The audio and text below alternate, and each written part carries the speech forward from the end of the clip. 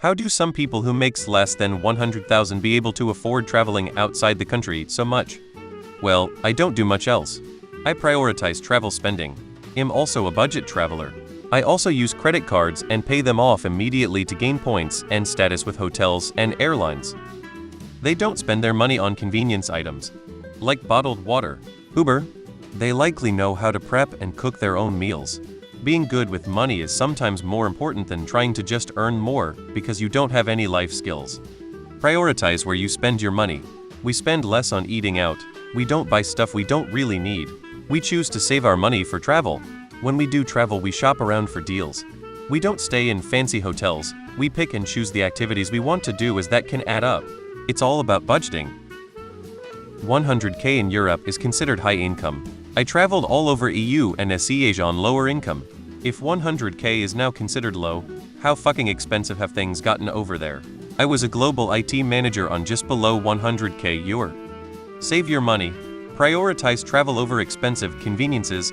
Use sites like couchsurfer.com and work away.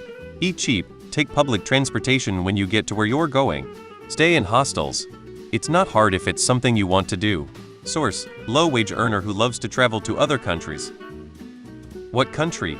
There are many international cheap flights in Europe for less than 30, and buses, and plenty of cheap hostels. I spent 33 days touring 13 cities around the world. Kuala Lumpur to Barcelona. Cost me less than 5K including flights, hotels, meals, trains, etc. And while I'm no spendthrift, I slept in comfortable hotels and ate well. It's all in how you do it. A lot of people travel on debt, weirdly. A bizarre amount of Americans live completely outside of their means. You can go on a trip for like 2,000.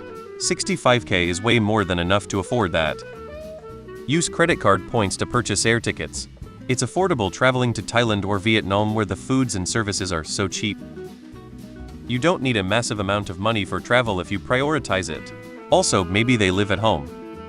With good deals, round-trip flights to Europe can be found between 400–600. Start west around Germany and quickly move east to cheaper, but also beautiful places like Czech Republic Prague or Hungary Budapest. Utilize overnight trains for both sleep and travel. They can be found for about 40–60. Stay at hostels like HI brand and utilize their Point Abs loyalty systems to stretch further. They run between 20–40 a night. Food: eat mostly at grocery stores in Western Europe. They are very cheap and have a large variety of non-refrigerated healthy or fresh food. Once you get into Eastern Europe, line check, find restaurants outside of tourist hotspots, and for 20 eat extremely well. 2 to 3 week Euro trip flight equals 500. Trains, public transit equals 500. Hotels, hostel equals 500. Food equals 500. But as you see, you'll need about 2,000 for 2 to 3 weeks. Or find a European girl boyfriend and stay with them for 2 weeks. Get a credit card miles bonus to cover the flight. Have them show you around. Basically just pay for food. 99K is plenty depending on where you live in the country and aggressive saving. Budgeting mostly. Your 65K salary is 50K and a good salary in the UK. In other parts of Europe it would be an excellent salary. If you can't afford to leave the country even once a year on that sort of salary, something else is going wrong with your finances. If you're close to a major airport in the US, oftentimes an international flight is cheaper than domestic, especially if you keep an open mind and only search by price. Flights to London, Spain, Italy always around 4–550 round trip on low season. It's really about sacrifices and budgeting. For example, I don't get my nails done because they cost 80–120 just my hands. Together it was 200, so I stopped. I learned how to do them myself for less than 20 every 1–2 months. We changed my cell phone plan from 225 to 30 per month. Those two things alone allows us to travel every year without flinching on the budget. That's over 4,000 saved and a nice trip for my spouse and I. Bad? Not at all. Just prioritize your spending that way. You are not bad at managing money.